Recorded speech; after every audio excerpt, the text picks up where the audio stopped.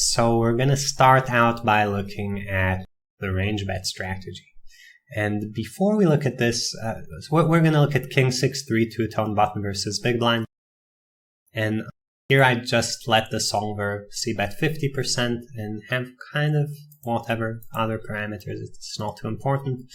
And after a check, you will see that the solver definitely does not c-bet half the time. And this is maybe a glimpse into modern c-bet strategies, where one of the interesting things that you see is that almost every hand can do everything. Here we can always click compare actions, and any hand that's white, it means it has 0 EV between bet and check. So queens and jacks with certain suits prefer checking. Pocket 3s and pocket 6s prefer betting. And every single other hand is going to be mixed in both ranges, which is, it's maybe ace-9, but don't nitpick with me about these things. But yeah, it's pretty amazing how dynamic things get when, like, you guys have to remember that whenever you're using a solver, the solver assumes that its opponent knows exactly what it's doing. So it has to be very, very deceptive and very mixed in a lot of spots where you as humans wouldn't have to be. So how do we reach bet range and bet range being the correct strategy or a good strategy? The answer is that people did not know how to defend well against a c-bet. Now here against a half-pot bet, solver defends by calling 49% and raising 9%. And when you look at fold, call, raise, this should seem a bit familiar to you guys from the pre-flop chapter, where we looked at how wide can we steal, and we saw that there was a GTO solution which called, folded, and 3-betted certain frequencies, and these frequencies determined how much we could steal. And we remember seeing that the solutions were very unstable, and that if you pushed for example, the 3-bet down a bit and added those hands to a calling range, very quickly we'd start opening more and more and more and more hands. Now, of course, this is very different, and one of the differences is that here, even to begin with, everything is mixed. There are no... You don't open fold 7 deuce, or say queen deuce suited. You mix betting and checking it. You do both. So everything's already more mixed. And hopefully you guys see the analogy. Pre-flop solutions were very unstable. When we're thinking of a steal, our opponent defends by calling, which lets us see a flop and realize equity, or 3-betting, which denies us equity. And here, of course, I have to give out the caveat that 3-betting does not in and of itself deny us equity, nor is 3-betting meant to deny us equity. 3-betting denies equity to the weak parts of our range. Specifically, and it often adds, well, not equity, it adds EV to the strong parts of our range. So 3-betting is kind of a double-edged sword. It does not in and of itself deny someone equity, but when someone's stealing very wide, definitely 3-betting is a very potent tool against that player. And yeah, post-flop versus c-bet, we also have 2 tools, calling and check raising. So calling is like calling, check raising is like 3-betting, and check raising similarly denies equity from the weak parts of the c-bet range, like queen deuce. Whereas if we defended by only calling, our opponent would always realize equity. Of course, he's not seeing 3 cards like pre-flop, but he gets to see at least 2 cards if he wants by betting and checking back the turn, or at least 1 extra card. But yeah, so this is a bit the analogy, and the idea was, if people under-defend, and there are various ways to do this, then c-betting is going to start being very effective, and I want to show this in this simulation really fast by using the node locking tool. So the idea here is going to be that we want to reduce raises, reduce calls, and see what happens. Okay, and back in the day, people were not very familiar, and this is still true of a bunch of guys, of how wide you can float against a bet. Floating against a bet means, someone c-bets, you call with something that is not yet a made hand, and doesn't have the odds in and of itself to call, but you'll also get a profitable river bluffing opportunity sometimes when it goes check-check. So back in the day when people used to c-bet everything, I remember how tough it was to combat, because how do you call enough on king 6-3? And we didn't know you could call queen jack, queen 10, jack 10, queen 9. Nobody was calling 9-8 or 9-7, 7-8. These weak ace highs that you guys see here without ace of hearts, no one was calling these. The hands were too weak. Deuces was considered too weak to call. So yeah, all those hands would generally fold. So this is one adjustment we can make to the range, where we reduce calling from 49% to 43%. And the second is we can reduce the check raising a bit. Here we can... I think the main hands to remove would be 6x and 3x. So I'll remove these from the check raise range. And yeah, probably stuff like ace deuce and ace 4 weren't there either. So we can remove these. I would like to add at least the 6x back into the calling range. So don't want these to be folded, of course. Yeah. Okay. So yeah, roughly like this. So a bit less raising, a bit less calling, and this is more or less what you could expect. Now, what do we do now to see what the solver would do? Well, there are a few options. The intuitive option with a solver after doing a lock like this is to go here and click go. And then the solver recalculates the entire strategy from the beginning, given that one of the players is forced to play a node in this tighter way that we forced him into. The issue with this is that the solvers are clairvoyant, which means they know, I keep saying this, they know what the other player is doing all the time. So, for example, against someone who's overfolding, maybe you'd want to check back some good hands, or maybe you'd want to put in more pressure later because he's overfolding later, but the solver knows what you're doing. So, for example, here, you might think, well, if he's overfolding, let's check back kings. But if you check back kings, the solver will know that your check back range is only kings. So you have to check back some weak hands to let the kings have value. And you can't ever do that because all your weak hands prefer betting. Then you often end up with something it's not really the counter. It's part of the counter, considering your opponent has no other leaks and knows exactly what you're doing. And so yeah, it's a bit complicated. So the first thing I like to do is look at the EV preferences. So before doing the lock, of course, we didn't care what we do with most hands. And now we can look at compare actions, and you guys can see that very clear division where now all our good hands prefer checking, and all our, and here even like flush draw is a good hand. But all our weak hands prefer betting, and medium hands don't care as much. So 10-6 doesn't care still. Have air, definitely bet your air. You have a nice draw or a nice tall pair. You want to let the other guy play normal. But of course this isn't realistic, because the guy who's overfolding and under check raising on the flop is going to do that all across the board. So either way, let's run it and see what the solver suggests against specifically flop play. And we would expect this to turn into bet everything, of course.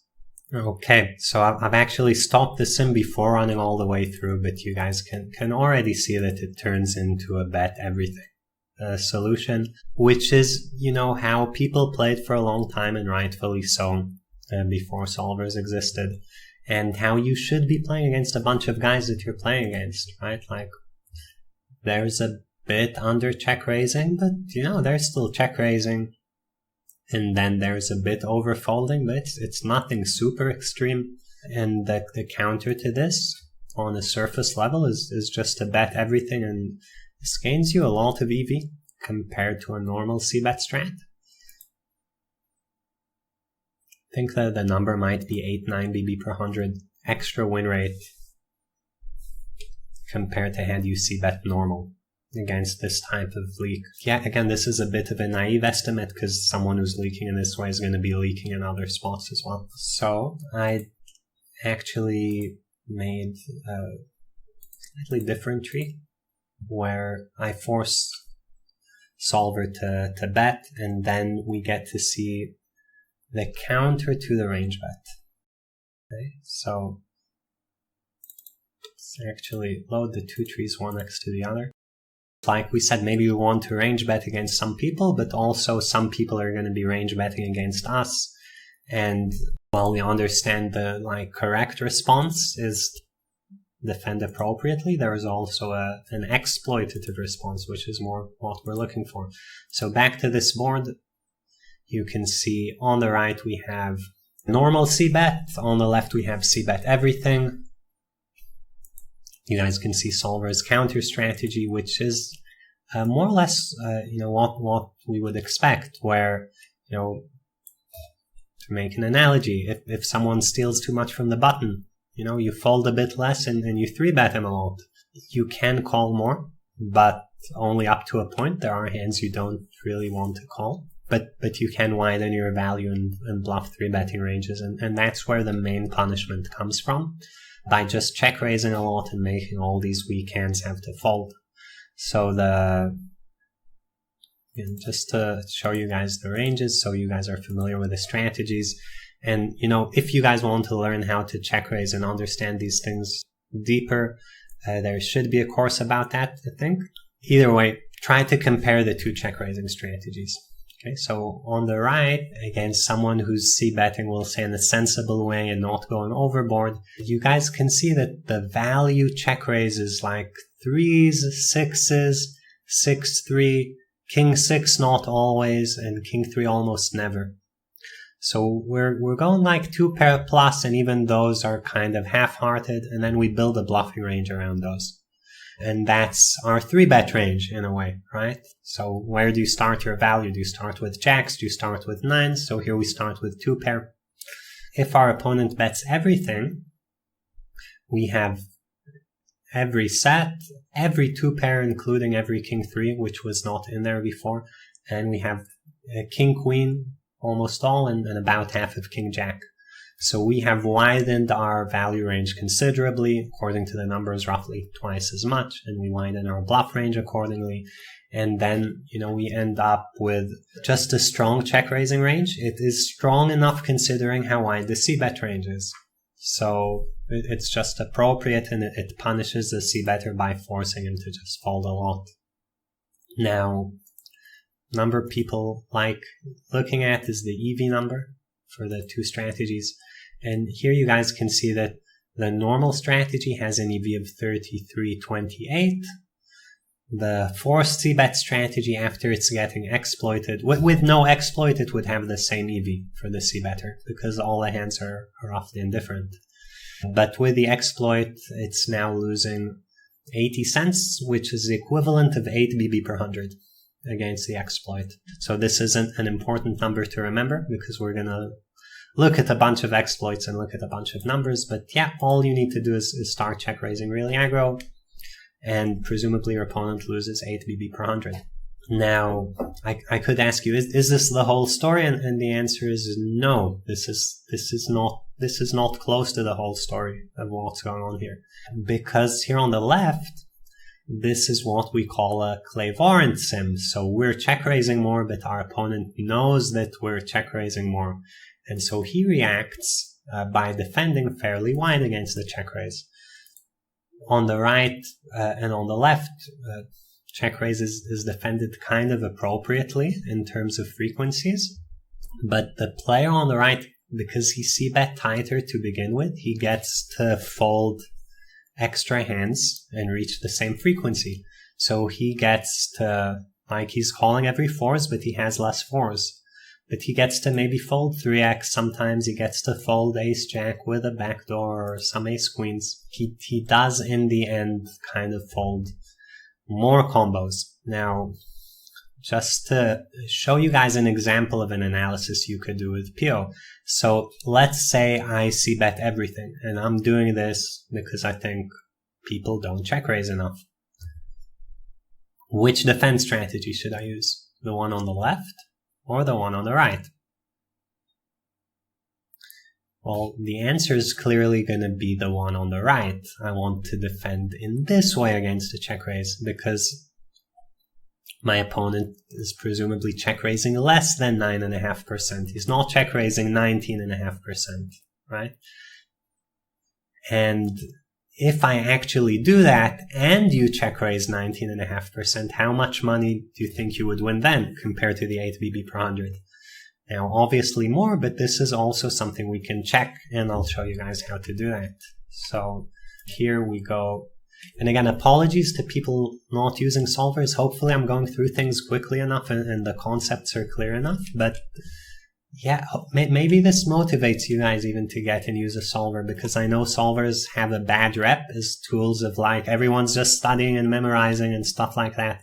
And hopefully this shows you guys that like the way a solver is to me is kind of like being in a lab with lots of toys and you just play around and see what happens. You don't really need to memorize very much when you're doing it like this. So we'll go and lock the response and then lock it into the other player's response. So we'll take these calls. Well, let's actually just lock the folding range. Folding range, calling range. I'm trying to think which one makes sense. Maybe lock the calling range, and let's see if we can do something like this. Lock the raising range,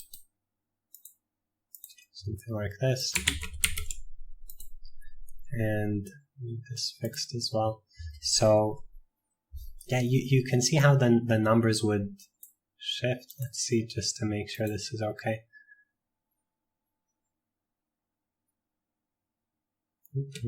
Yeah, so you guys can see that there is something I missed, so we'll have to lock the folding range as well, and let's see if this actually does work. Given the c-betting ranges to begin with are a bit different. No, it does not look like this type of it. I'll show you this method later, but not when the ranges themselves are different. It just doesn't work. But I guess the main thing is, even without showing you guys, imagine the guy is rightfully, like, in his eyes, folding ace-10 and ace-jack and ace-queen more. And he's folding... Yeah, there are not many other differences between the sims, but maybe he's folding a queen-3 a bit more. But yeah, you know, just calling you a bit less overall. When you check raise, then obviously the check raise starts potentially winning you even more money because he's folding, you know, hands that are making money against your range in a very simple way. So we established the kind of the first level is c-bet everything, takes advantage of a player who is overfolding / under check raising in some capacity. The counter to c-betting everything is to start check raising a lot. And this counter, again, this is a specific board. Of course, everywhere it's something different. But as a ballpark, we'll say that on King 6-3, this counter is worth 8 big blinds per 100 as a conservative estimate. If our opponent defends a lot, and there's a decent chance it's worth more. But yeah, we need to know what I call the counter to the counter, okay? Because if I start check raising you a lot, now I have exposed a vulnerability. I am over check raising, and obviously I'm not doing it just on King 6-3. I'm doing it in a lot of spots against a lot of people.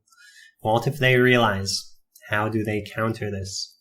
Or conversely, if someone is over check raising me, how do I counter that as the guy who likes to c-bet? So that's the next thing we're going to look at. Okay, so the way to look at that is actually to go into the sim on the right, and here we can lock the response. So we go Tools, Set Strategy, and Lock, and we fix all of these, and we're going to take them from the check raising sim. So we're going to click on raise, right? Just to make sure everything is clear. So I'm copying the aggro check raise response into the original sim, and then we'll see how the solver will counter this. Of course, it's worth thinking about it for you guys, just as a thought exercise. So I'm taking the raising range into the raise, and this is just right click copy. It's very simple stuff. Taking the calling range into the call, taking the folding range into the fold, and you guys can see that 19.63, 19.63, these are now identical strategies in both game trees, but here the player is not forced to c-bet. Of course, if we do compare actions, do you want to bet or check? Now all the good hands want to bet, all the bad and medium stuff wants to check, but we're gonna click go and see what the solver would do. Obviously I already clicked go before, so I have this saved. And like I was saying, with no adjustment, there's no EV difference in position out. Like if someone is not range betting and you start check raising aggro and he's playing normal, you guys are all good, because so many things are mixed in solvers. But yet here we have the counter to the guy who is check raising. In terms of EV, this counter is also worth almost 8 BB per 100 compared to the original strat. So in a way, two sides of the same coin. You counter someone for 8, he recounters you for 8. But as we're going to see, it's not quite that simple. So yeah, what does the strategy look like? First of all, I think this is pretty cool. This is pretty much the intuitive polar c-bet strategy. And the way it works is you c-bet hands that want 3 streets or hands that don't care about getting check raised for the most part in terms of value range. So there's not much c-betting, king 7, king 8, unless backdoor flush draw adds 4% equity to a hand. So it's a big thing in terms of value. You c-bet all your good hands, and you never c-bet medium strength hands, like no ace 8, ace 9, ace 10, ace jack, ace queen. No queens, jacks, 10s, 9s, 8s, more or less, right? Like this is a shape. Very few 6s, maybe 3s low enough, but only with a heart. And yeah, just the intuitive polar c-bet strat we talked about. And even when you c-bet bluff, you try to do it with the hands where facing a check raise would be less painful. So more often 10-8 than queen-jack. More often, queen deuce than queen 8, because queen deuce, you got check raised, okay. I mean, you need some bluffs, but you want them to be trashier stuff in a way against the guy who's responding so aggressively, and with the better stuff, check back, see another card. Now, I think this makes perfect sense. If my opponent is defending too hard, I want my range to be strong. Solver can't make it, just strong. Solver has to be deceptive, because if it would make it only strong, then after the flop, no more money would go in, and, Kings does not like that. So you have to throw in bluffs and everything. And of course, draws are considered strong hands in this capacity. So yeah, that's kind of the counter to the counter. Now, these are not in any way equal. And why is this important to know about? Because let's say you think someone is c-betting too much. You start check raising aggressively. He can't counter you without you knowing, once you're aware of what the counter is. Because you see the second he checks back. And, checking back 70% of his range, you're going to see this all the time. It's impossible to miss. And you're like, okay, he's not betting too much anymore. I'll stop check raising so aggro, and then you're back to square one. But this is a very, very visible counter when you're going from a range bet to this. If you were betting more merged or more mixed, switching your strategy into an intuitive polar one to counter an aggressive check raiser is actually a very strong tool. If we're talking about one guy range bets, the other guy responds by check raising aggressively, and the first guy stops range betting, he shuts down, you see that immediately. Now, back in the day when everyone was range betting, I did counter that by check raising a lot. way before solvers, I had something like 30% check raise. I don't think I even ever check folded flops. There was a period of time where I'd never fold to a c-bet. If I had something that folds, I would just check raise it instead, because check raises were hard to defend against when you c-bet everything and you don't know what a backdoor flush draw is. But people didn't counter that by not c-betting. And this is going to happen to you guys as well in practice, right? Because the person who c-bets everything very often thinks his strategy is good. So he's not thinking, oh, this guy is reacting very aggressively, I'll stop c-betting everything. I'll switch my c-bet strat. What I told you guys, the root of post-flop is the c-bet strat. But a lot of guys are locked into their c-bet strat. They don't realize they can change it into something else. So they look for an adjustment later down in the game tree, and then they find something that's a lot less efficient. So very often when I'd start check raising people all the time, they'd try to fight back by 3-betting my check raise or floating my check raise really wide or things like this. And that didn't necessarily work out very well for them, because my check raising ranges were not bad ranges. They were good playable ranges, just like PO solvers were. At least, most of the time periods I was doing this. Like I said, I did go through a period where it was a pretty trashy range.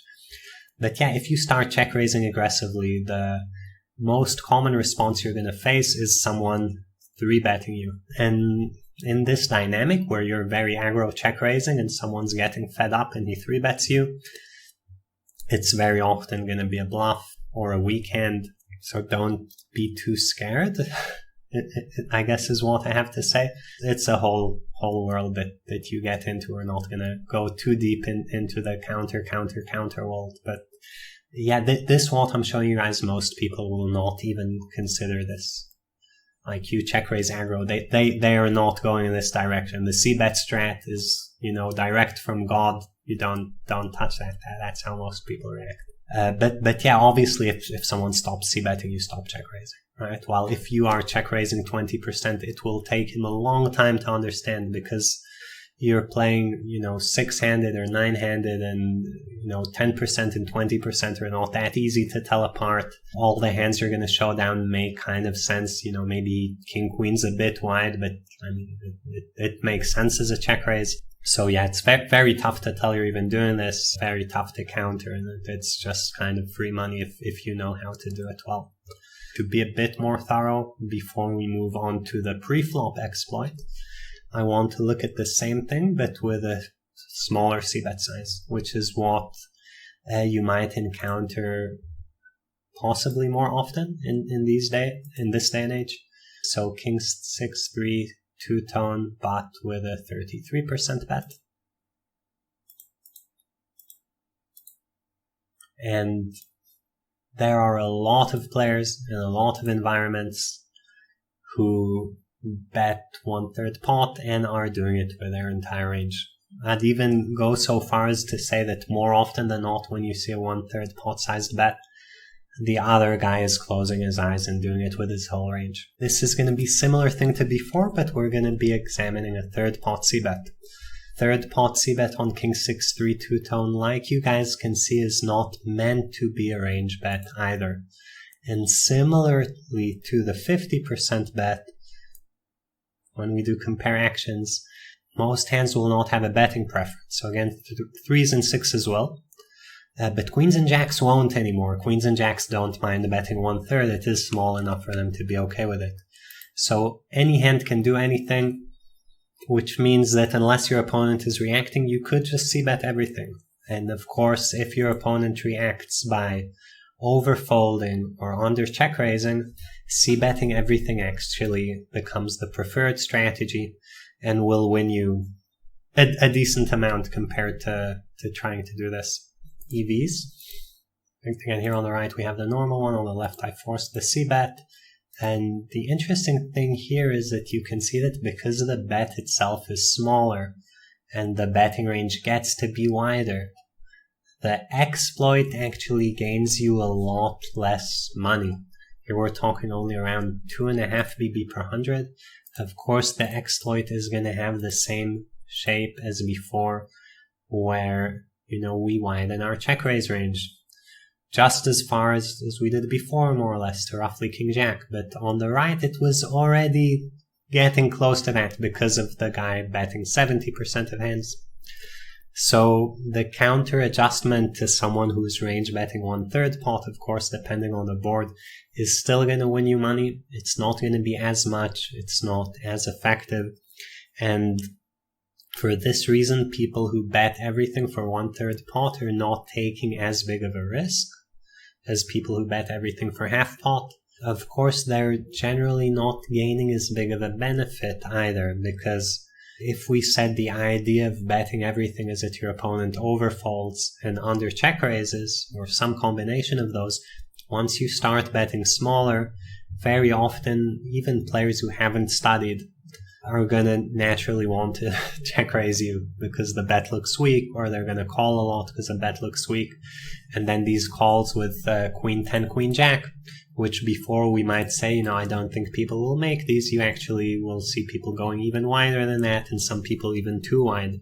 So while the risk is smaller, very often the benefit is also smaller against someone who likes overfolding. You start sizing down, they're going to start calling more and more closer to correct. Yeah, I guess the kind of last thing to add is like this small 2 BB per 100 gain from check raising aggressively is probably a bit more in practice, because like we said, in practice, the guy who is c-betting too much might then overfold a bit to the check raise and not defend like the sim on the left. He will defend more likely like the sim on the right, which will cause him to overfold a bit. And, it is what it is. It's not a big deal, but it's a small thing to be aware of. So next sim we're going to look at is pre-flop, to think about how to exploit someone who's range betting pre-flop. Because like we're seeing post-flop, the bigger it is, the more exploitative you can go, but you can only take it so far in terms of how much money you're making from this. Pre-flop's going to add another layer to that, and the nice thing about pre-flop is that nobody will see it coming, and it also synergizes really well with a post-flop strategy. So quickly show you guys how I constructed the pre-flop experiment. Again, apologies for people who are not using solvers. I'll try to get through it fast and you can skip ahead if you want. So what I did was I made a heads-up simulation, 5-10 blinds, and I built a normal looking game tree. So there's a 2.5 big blind raise, 3-bet to 11.5 big blinds, 4-bet, 5-bet all in, everything looking normal. And the only thing I changed is post-flop. And post-flop, if there's a raise and a call, I click this button here on the bottom right. Hopefully you guys can see where my mouse is. There is an option in PO Solver to force flop actions, force out of position check, in position bet, and 50% bet, and that's it. So this is the only difference between this and a normal heads-up sim. Doesn't sound like a huge difference, you have to admit. No, it is a bit more than it might seem like. And this, in my eyes, is supposed to model what's going on. Of course, what we are more interested in is 6 max cash games, but we're just looking at the direction of the exploit. We don't want to do the exact thing and know the exact threshold. And this is something, as exploitative players, you're not looking to do the super hyper accurate exploit. You just want to be in the correct direction. Like if one guy's overfolding, you overbluff. If he's underfolding, you underbluff. So if he's over c-betting, and that's what we're going to find out here. So yeah, I think again for reference, we will have heads up, 3-bet, pot.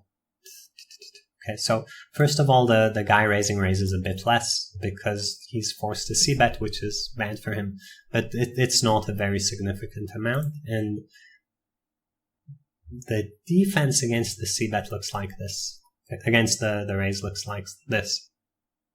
And this is very, very different than a normal heads-up defense against a raise.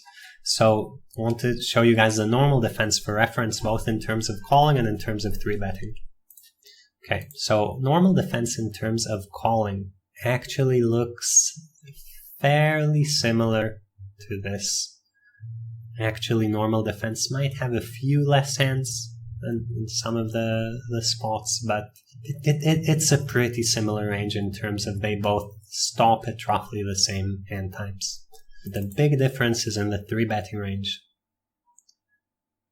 And normal heads-up 3-betting range is 22.5%, and the value range starts with ace-10 off, pocket eights, ace-9 suited, king-10 suited, queen-jack suited is in there.